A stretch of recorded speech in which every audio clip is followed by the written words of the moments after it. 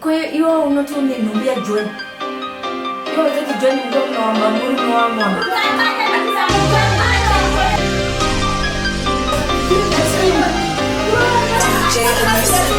Wangu mirandi kuwuze Ba next door paita drama Hano za mainyasha Whenever na tuiva skana Amba ilish na nyasha Wangu paita drama Mirandi kuwuze nyaya Ba next door paita drama Hano za kailisha Wangu kaka zazgwa manzi atokwada Hapana mnanga spata Kaisunga kachikava Kachigeze no fake kawanda Paten panachaiziva Kaingo square kakarara But moms yangi au daughter Wakatanga vunze ma-answer Vakavunza mwanangu chi Kanyeba kule ndikurwara Bad moms yangi angwara Hanzi handi kwa doctor Bailisha anga uganza Mama skura chokufamba Kotka yende mangwana Dika neta dakurara Bad moms haina ufawa Dika tanga utresa pressure Manche nasi kuyenda Kana pere nyati vipeza Sunka wende no feka Kailisha kataka kuchema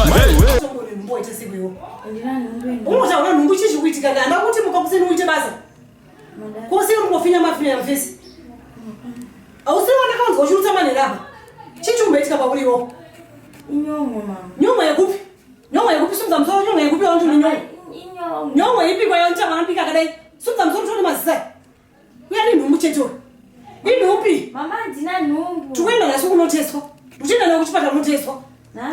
Wangu mirandi kuwuze Ba next door paita drama Hano za mainyasha Whenever na tuiva skana Amba ilish na nyasha Wangu paita drama Mirandi kuwuze nyaya Ba next door paita drama Pipe ya moms yango popota Hanzu kuchema chi Imbo mira zwe kuti nyaudza Ingo taura nyako please By now moms ya kunyuma I think yanga utoziva Kuti mwana wao ane numbu Chako sara cheti kuwudzwa iwe Wangu mirandi kuwuze Ba next door paita drama Hano za mainyasha Whenever na tuiva skana Amba ilish na nyasha Wangu paita drama Mirandi kuwuze nyaya Ba next door paita drama But wangu asazwa pera Ndakuza unondi kunyeba Cause mainyasha vakuchema Cause futi nyasha kakecha 3 months numtaka yenda Wangu pa 10 pana pressure Hano za futi amba futi akazadzwa 4 months numbeka bata 4 months numbeka bata Mainyasha anga ne face